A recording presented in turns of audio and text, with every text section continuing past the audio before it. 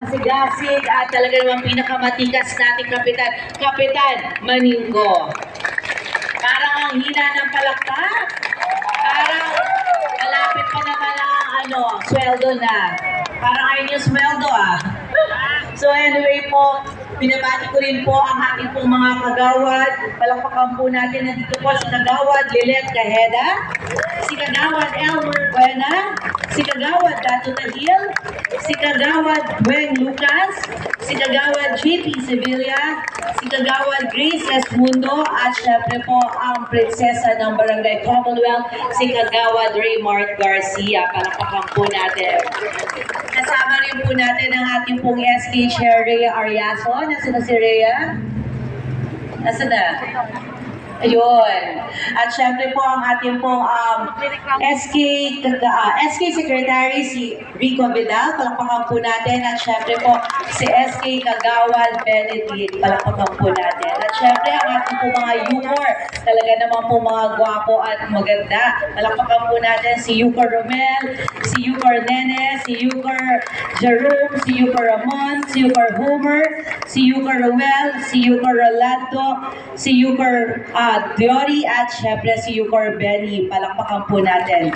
At sa lahat po ng mga staff natin po na nandito, hindi ko na po isa-isahin. Syempre binabati ko rin po ang mga staff ng mga bawat konsehal na nandito, kay Konsehal Ali Medalla, Konsehal Mikey Belmonte, Konsehal Dave Almosina, Konsehal Bong Liban, Konsehal Tatay Radi Lodovica, at syempre po kay Konsehal, nakalimutan ba ako? Nasabi ko po kay Konsehal Bong Liban, kay Konsehal Bonnie Liban, at syempre ang ating pong Congressman Ralph Tulfo. At ang ating pong butihing Mayor Joy Belmonte, at ang ating pong butihing Vice Mayor Ian Soto. Ayan. So isang pagbati po ng matamis na umaga sa inyong lahat. Kung hey Pachoy, ayan, ilang araw na lang ay Chinese New Year na. Kailan ba ang Chinese New Year? Ayan, meron pa ba tayong panghanda? Wala. Wala na. So bali bukas, Tuesday, ito yung parang December 31. So kung gusto niyo pong maganda, ito yung Dispera. So ang Chinese New Year ay January 29. So kailangan niyong magsuot ng kulay pula. At syempre magsabit sa bahay niya ng mga bilog-bilog. At syempre po, sa mga nagdaang taon po, ramdam ko po ang patuloy na suporta at pagmamahal ng buong Barangay Commonwealth. At pilit po natin ito sinusuklian ng tapat at transparent na paglilingkod bilang isang konsehal niyo po. Bilang isang chairperson po ng kinalaman po sa buhay, hanap buhay at kooperatiba, ay nais ko pong ipaalam na naging matagumpay po ang pagsulong ng inyong pong lingkod kasama po ang 22nd City Council ng mga batas at paggiti sa ating pong paglalakas ng puhunan, hindi lamang po sa mga micro at small business, kung hindi rin po sa mga maliliit na negosyante na tinatawag nating nano enterprise. Alam niyo po, since na binuksan po ito pong livelihood center po natin, nakita ko po meron po mga binuksan ng mga iba't ibang uri ng mga negosyo dito. Ayan, si Kagawad Elmer, alam ko merong kapihan dyan. Si Kagawad Raymart, diba meron po ng negosyo, diba? So alam niyo po, sana yung mga bagong bukas na negosyo dito, iparehistro po natin. Kasi po ngayon, meron po akong ipinasang batas na ordinansa, yung tinatawag po natin na nano enterprise. Ibig sabihin po nito, yung may mga negosyo sa inyo na 50,000 below, kailangan na po natin talaga silang irehistro para po maging legal na po ang ating pong negosyo. Alam niyo po, tuwing nagkakaroon po kami ng Pangkabuhayan Quezon City, actually last week lang, nagkaroon po tayo ng payout sa Pangkabuhayan Quezon City na kung saan laging pag District 2, laging 2 araw po ang bigayan pag sa District 2. At ang Barangay Commonwealth po, ang pinakamarami po talaga nabibigyan po ng mga negosyante na dagdag puhunan. Ayan. Kapalag niyo po ba yun? Halos pag nagkakaroon kami ng payout, laging 900, halos kalahati nun, Barangay Commonwealth po ang nabibigyan po ng puhunan dito po ng ating puputihing mayor sa Pangkabuhayan, Quezon City. Ibig sabihin lang po talaga, ang Barangay Commonwealth, napakarami pong umuusbong na negosyo at talagang maraming negosyante ang mga nakatira dito, di ba?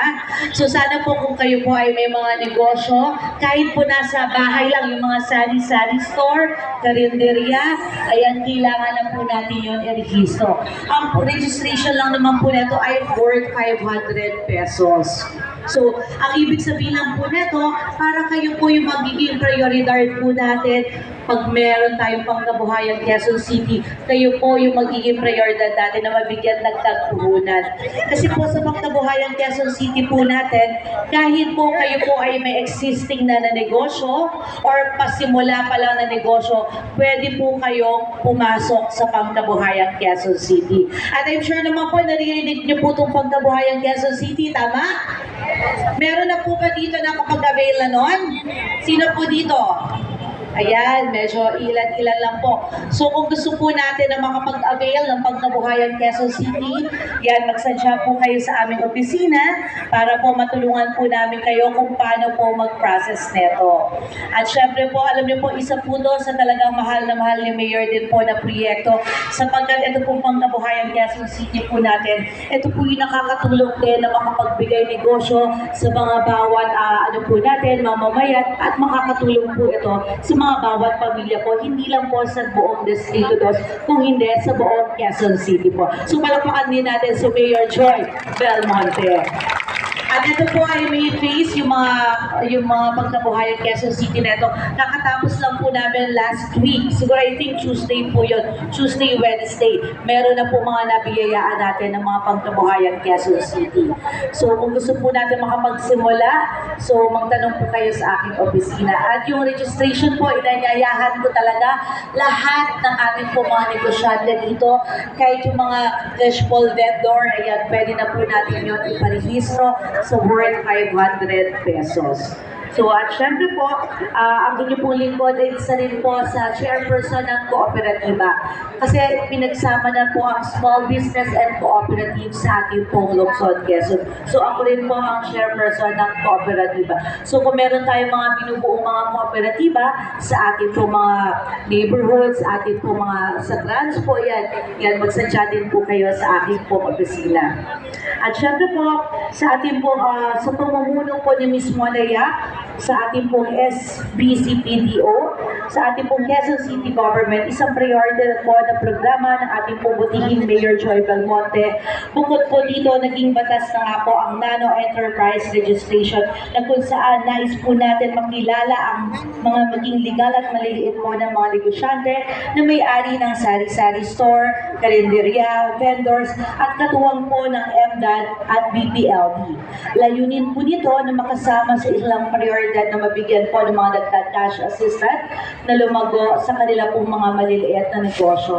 Dahil po naniniwala po kami sa kasabihan na don't give a man the fish to live for a day, but teach man how to live. But teach man how to fish and he will live for a lifetime. So di ba po mas maganda po na turuan po natin kung paano mangisda instead na bigyan agad natin siya ng isda. Tama? Di ba? Mas maganda na turuan natin talaga mga bawat ating mga kababaihan, hindi lang kababaihan, kahit po ang mga kalalakihan, mas maganda po na turuan po natin kung paano magsimula ng negosyo, di ba?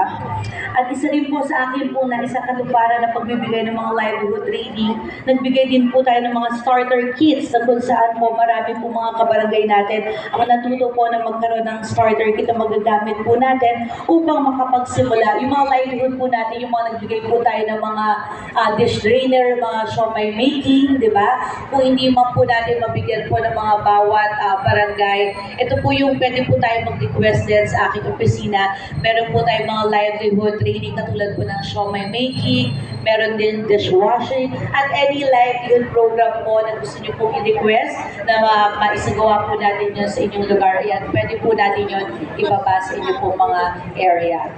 At syempre po, nais ko rin pong banggitin na syempre yung mga livelihood yung mga distribution din po natin ng books. Nagkaroon po kami ng mga distribution ng books ng nakaraang taon sa mga daycare center. Actually, after naman po neto ng flag ceremony, magkakaroon naman po ako ng inauguration dito po sa Benigno Aquino.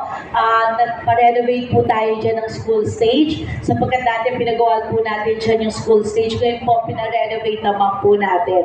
So yan, mamaya naman kami ay nasa Benigno Aquino. So, hindi na rin po ako magpapakahaba-haba. Siyempre, nagkaroon din po tayo ng mga flu vaccine, di ba? Kung natatandaan niyo po ng mga last week din, ng flu vaccine po ba kayo? Ayan. So, noong mga nakaraang linggo, nagkaroon din po ako ng mga flu vaccine dito po sa Barangay Commonwealth, sa Ideal Subdivision, sa iba't ibang mga subdivision din po dito sa ating pong barangay. So, hindi na po ako magpapakahaba. Maraming salamat po. At sana po huwag po natin kakalimutan ang Team Action Tool po.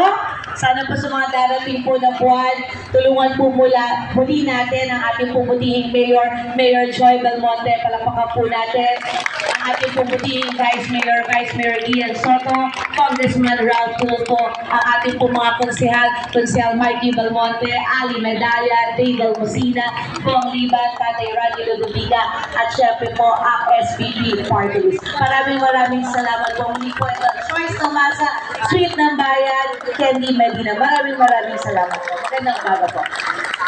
Okay. Muli po ang aming pong pagpapasalamat.